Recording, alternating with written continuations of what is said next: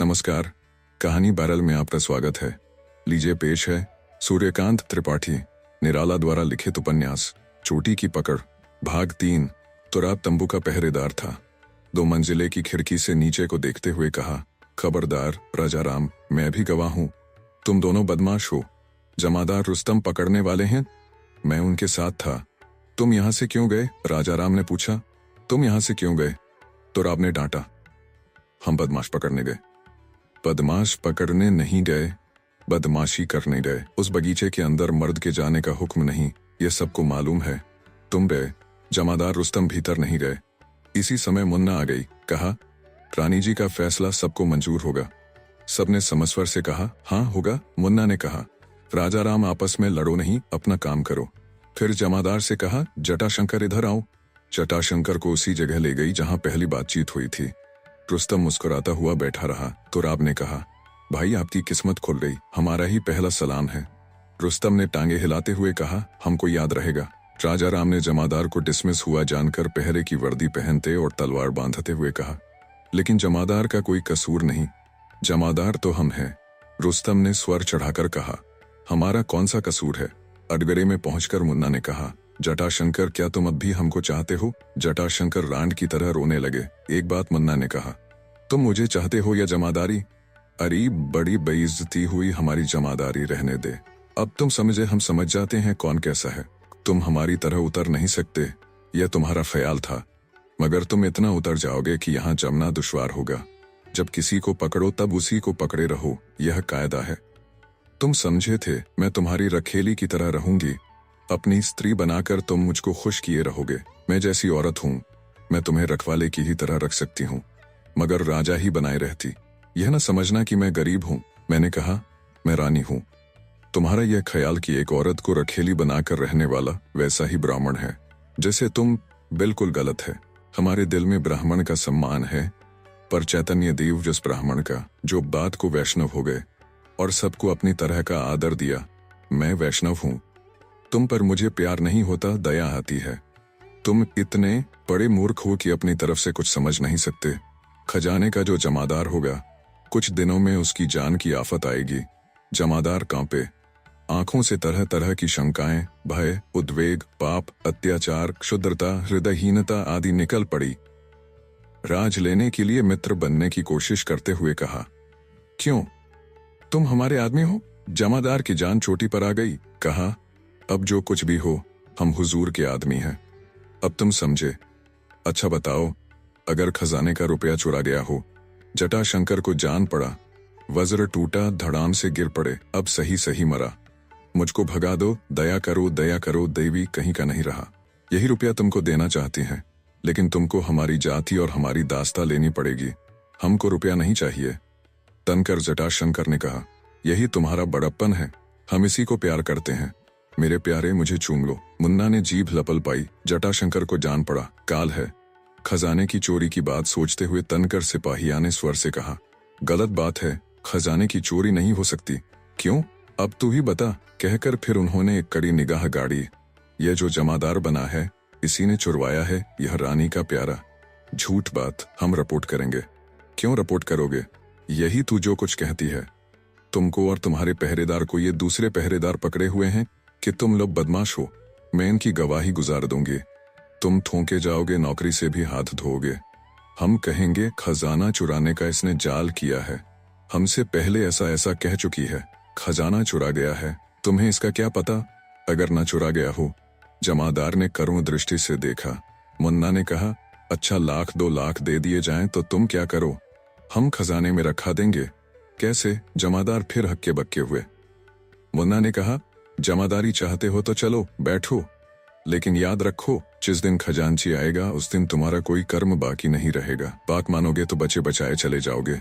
चोरी और छिनाले का भेद तब तक नहीं खुल सकता जब तक रानी का मान वापस नहीं आ जाता। रुस्तम की वर्दी पहनकर रुस्तम की जगह पहरा दो और रुस्तम को जमादार मानो, कहकर मुन्ना नए गढ़ की तरफ चली। जमादार जटाशंकर खजाने आए, वहां से माल खाने गए। रुस्तम की वर्दी पहनी, बाकी रहा थोड़ा समय पहरा देने लगे। पहरा बदला, दूसरे सिपाही आए, बात फैली कि रुस्तम जमादार हो गया। रानी जी ने बनाया है। जमादार और राजाराम बदमाशी में पकड़े गए हैं। जटाशंकर मुंह दिखाने लायक न रह गए। कुल सिपाही बराबरी का दावा करने लगे और उन्हीं के दिल से कसूरवार करार देने लगे। राजाराम भी मुरझाया था। फुर्सत के वक्त एकांत में जमादार से बातचीत करता हुआ राज लेने लगा। जमादार बड़ा अपमान हुआ। अब तुम सिपाही हो रुस्तम जमादार, हुक्म राजा का नहीं। माजरा समझ में नहीं आता। जमादार ने पूछा, तुमको क्या जान पड़ता है, या तो तुम फंसे थे। इस औरत ने झूठ मूठ हमको भी फंसाया या बुआ की तौहीन की गई, और करने वाला मुसलमान। इसमें राजा की राय हरगिज नहीं मालूम देती। बुआ राजा की मानने है। इसके बाद इस मुसलमान का हाल क्या होता है देखना। राजा एक मुसलमान तवायफ लिए ही पड़े रहते हैं। इनके यहाँ बस इतना ही संबंध है। रानी का हाथ है, ऐसा हमारा विचार है। यह भी संभव है कि खजाने की चोरी रानी ने कराई है। बोलो मत, इसमें बड़ा भारी भेद है। किसी को मालूम नहीं हो सका। रुस्तम का आगे चलकर बुरा हाल होगा। तुमको हम दूसरी जगह बदलने की कोशिश करेंगे। बात आग की तरह फैली। बाप से यूसुफ को एजाज का राज मिल चुका था। जब एजाज कलकत्ता रहती थी, खुदा बख्श खजांची तनख्वाह के रुपए लेकर कलकत्ते वाली कोठी में ठहरता था और वहीं से तनख्वाह चुकाकर रसीद लेता था।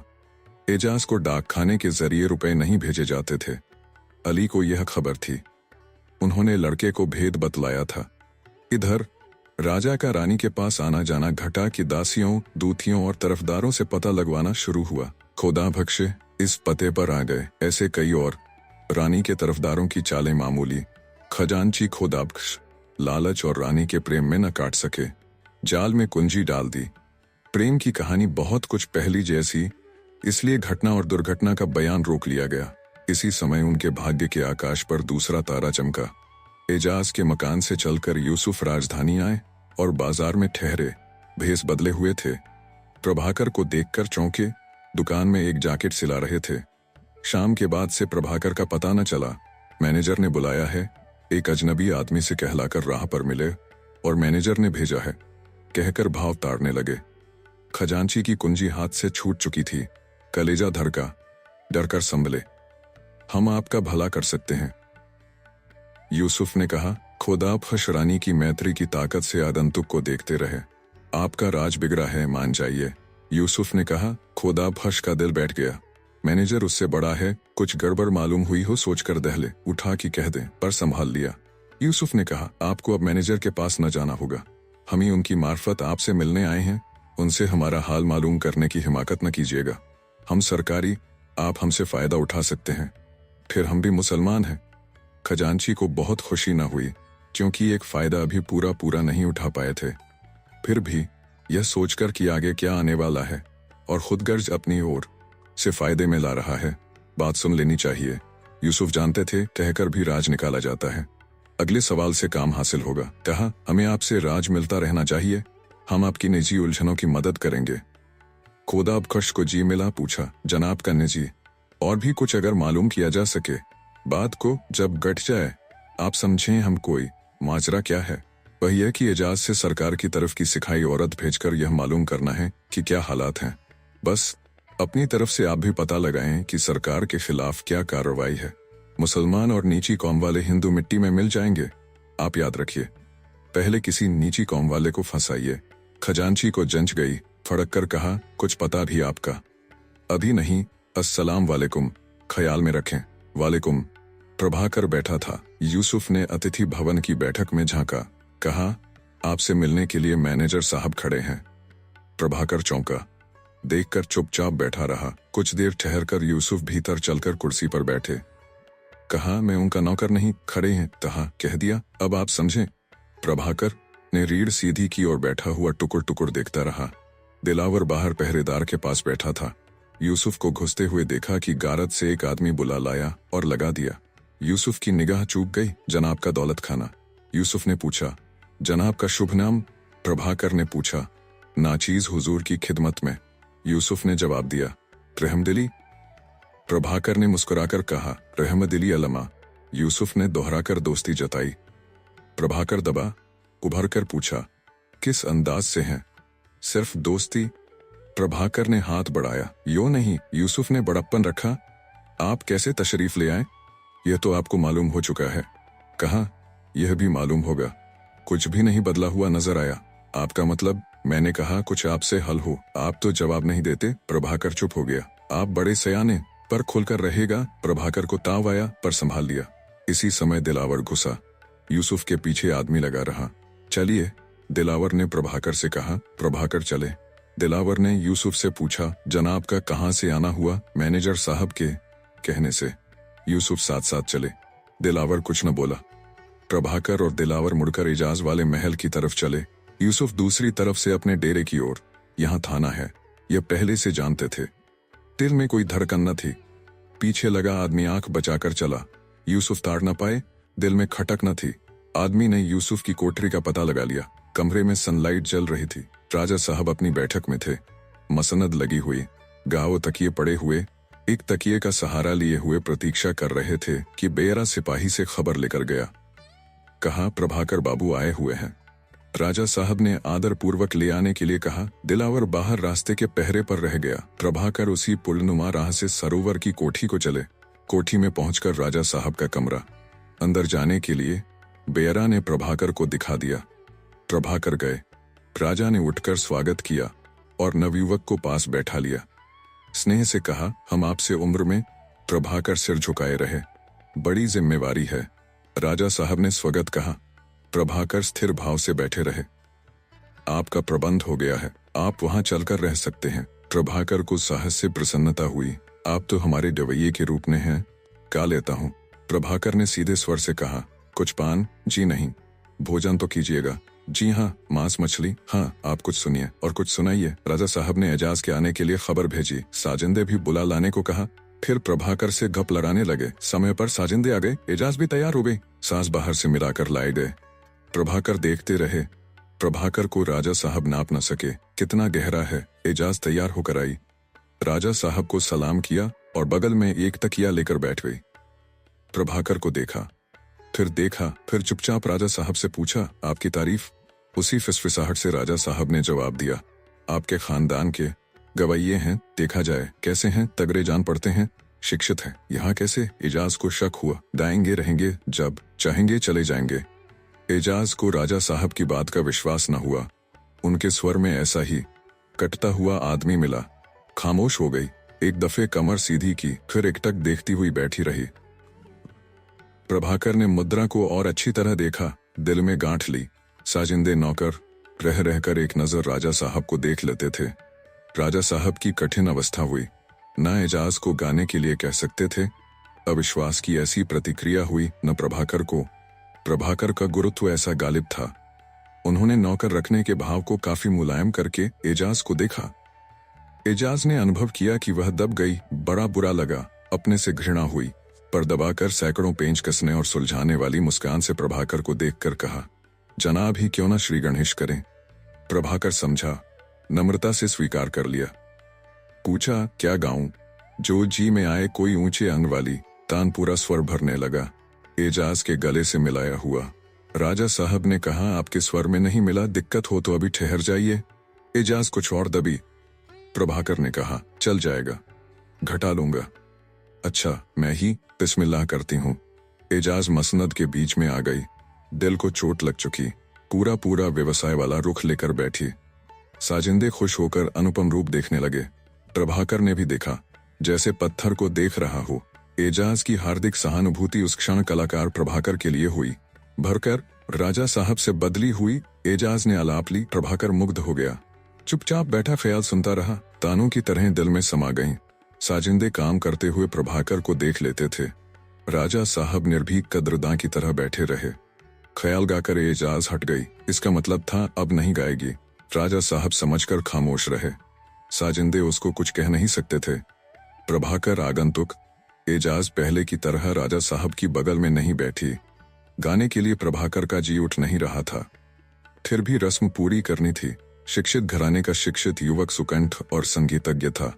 ढर्रा छोड़कर उसने धमार गाया। काफी जमी। राजा साहब उछल पड़े।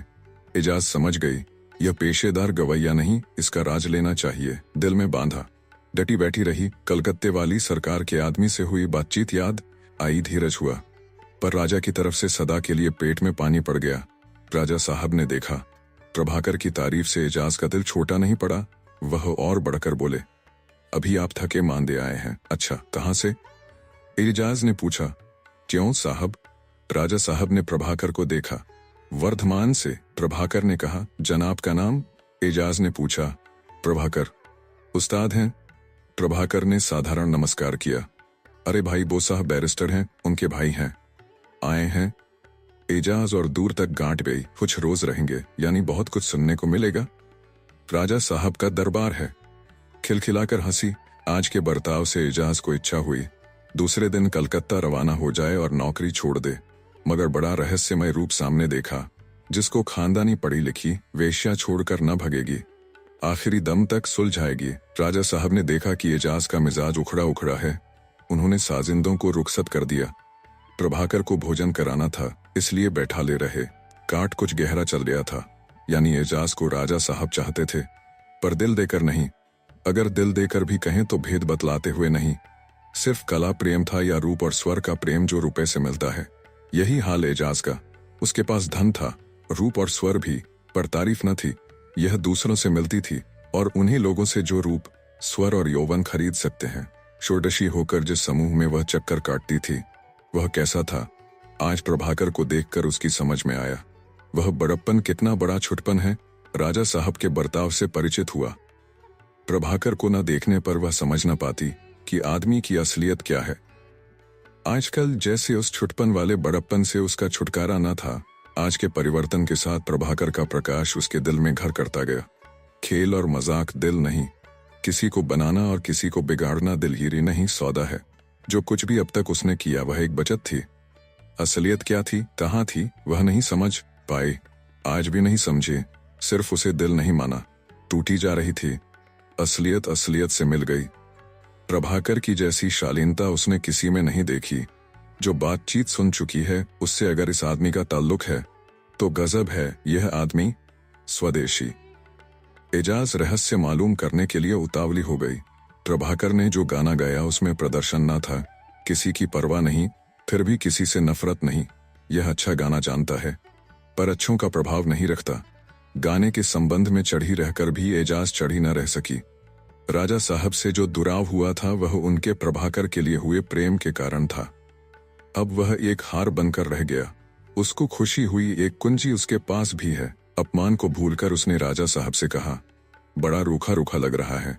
मत्रकशी क्या बुरा? राजा साहब जो बाजी लगा चुके थे, वह प्रभाकर को बाहर का आदमी नहीं समझ सकती थी। एजाज का इशारा मिलते ही गुलशन शीशा और पैमाना ले आई। उसी तरह ढालकर एजाज को दिया। एजाज ने राजा साहब को प्रभाकर के लिए लेमनेड आया। एक प्याला पिलाकर दूसरा भरा, तीसरा भरा। राजा साहब खाली करते तय, एजाज भी साथ देती गई। पूरा नशा आ गया।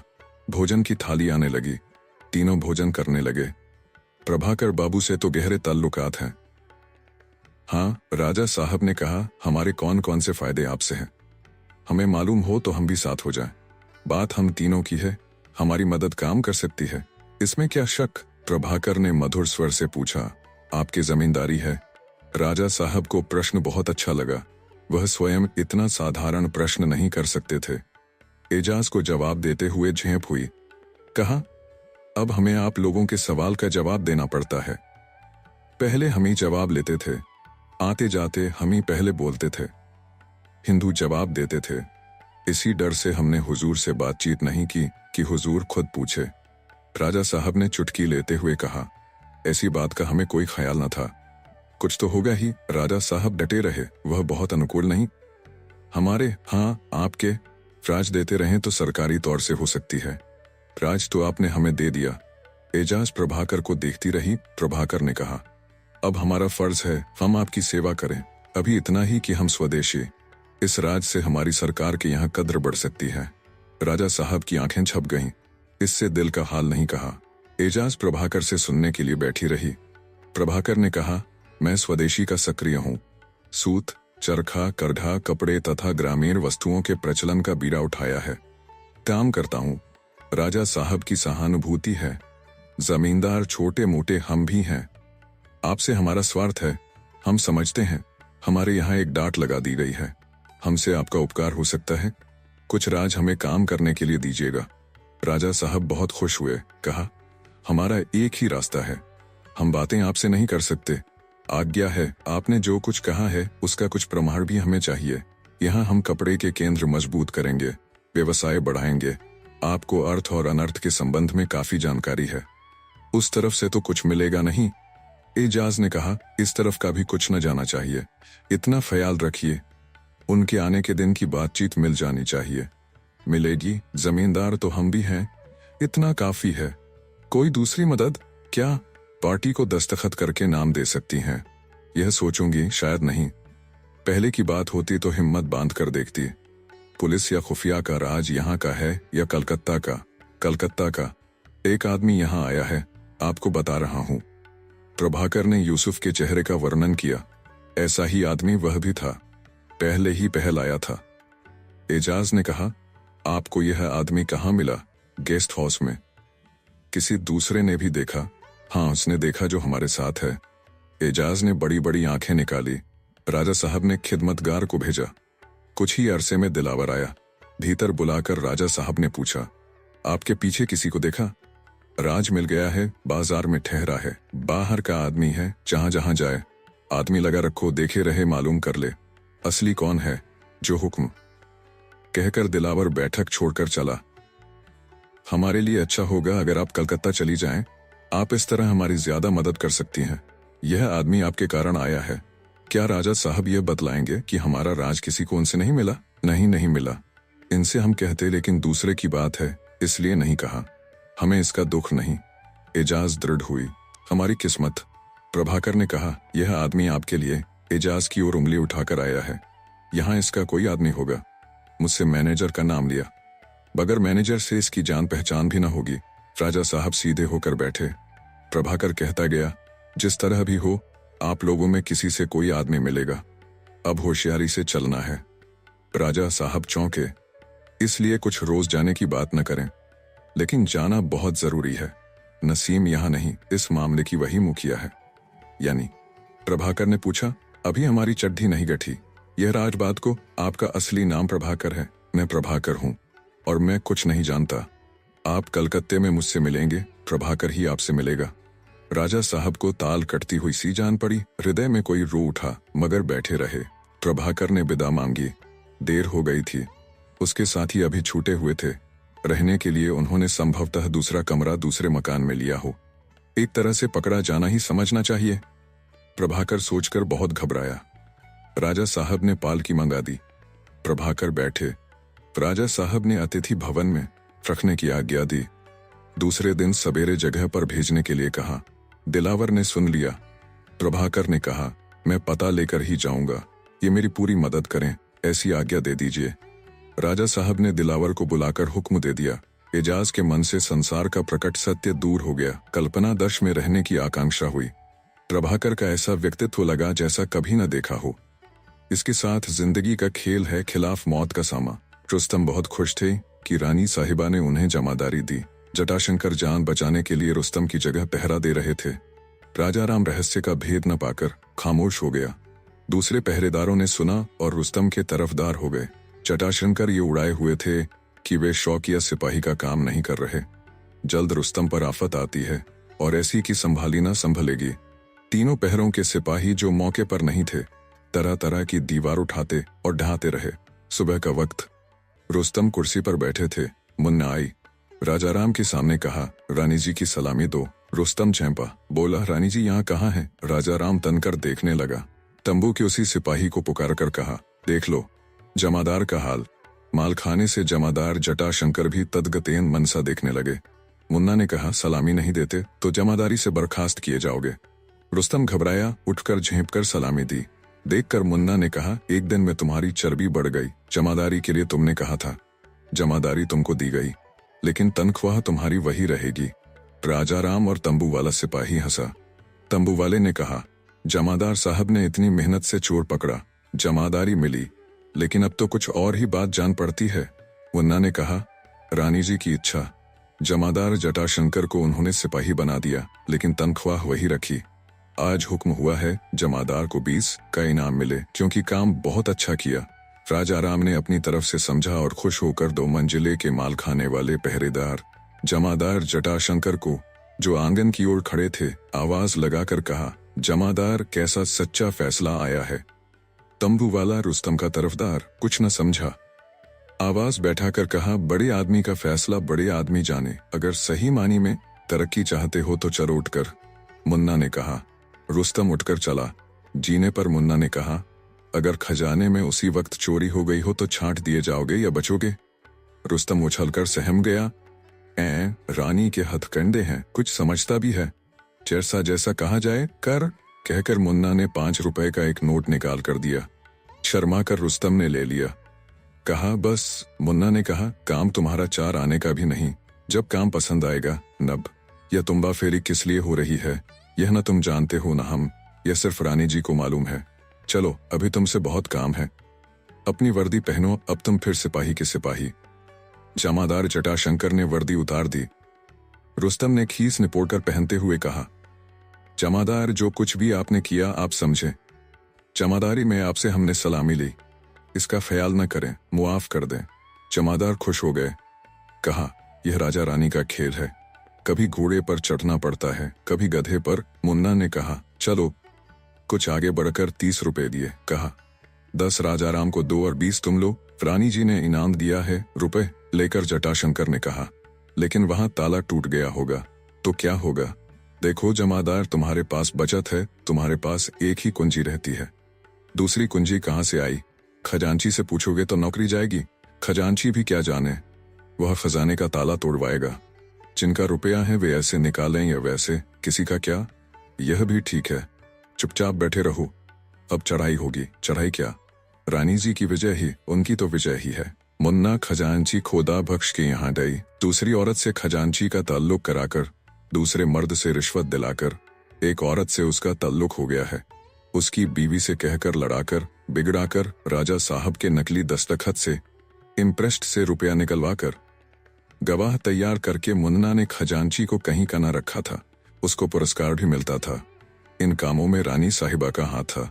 धीरे धीरे रानी का प्रेम घनीभूत किया गया।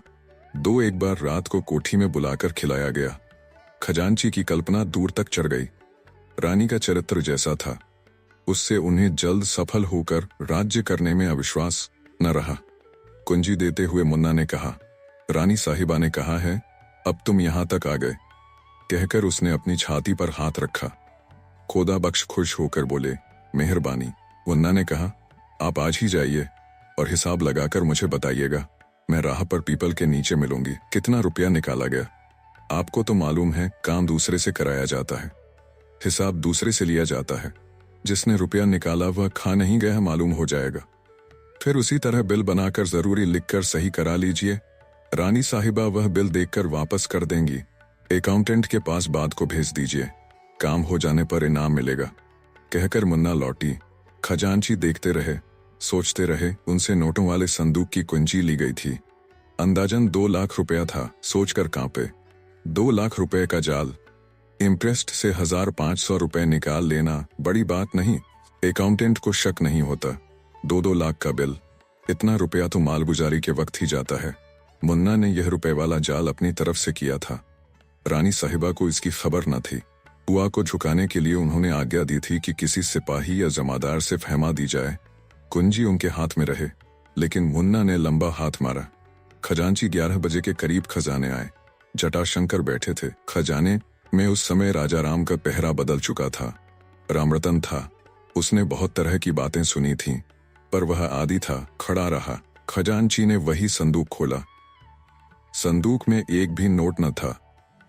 संदूक का बीजक निकाल कर देखा, 2,13,000 के नोट थे। जटाशंकर तके हुए थे। रामरतन पहरे पर टहल रहा था। क्या हो रहा है, क्या नहीं, इसकी उसको खबर न थी। खजांची ने चुपचाप बीजक निकालकर जेब में किया और संदूक में ताली लगाई। फिर बाहर वाला ताला लगाया। जटाशंकर फाटक की आड़ से साधारण भाव से देख रहे थे। सिपाही चौका पर संभल कर टहलने लगा। खजांची ताला लगाकर चले। पीछे पीछे जटाशंकर हो लिए। खजांची घबराए हुए थे। जटाशंकर के लिए इतना काफी था। अभी तक कोई पकड़ उन्हें न मिली थी। खजाने से कुछ दूर निकल जाने पर खजांची ने उन्हें देखा। घबराहट को दबाकर पूछा, क्यों जमादार, क्या बात है? जटाशंकर ने जवाब नहीं दिया। खजांची की जेब पकड़ ली। हाथ पैर हिलाए कि उठाकर दे मारा। और हड्डी हड्डी अलग कर दी। गरज कर कहा, यहाँ तुम्हारा क्या है? यहाँ हमारी रोटियां हैं और आपकी भी। हम पर हाथ उठाने का नतीजा मालूम होगा। बहुत अच्छी तरह जबान हिलाई तो चुप रहिए। हम वही जिन्होंने रानों के नीचे रखा और सदियों। यहाँ कुछ ऐसा ही आप सुन रहे थे कहानी बैरल से सूर्यकांत त्रिपाठी निराला द्वारा लिखित उपन्यास चोटी की पकड़ भाग 4। वीडियो पसंद आया तो इसे लाइक करिए और चैनल को भी सब्सक्राइब कीजिए। धन्यवाद।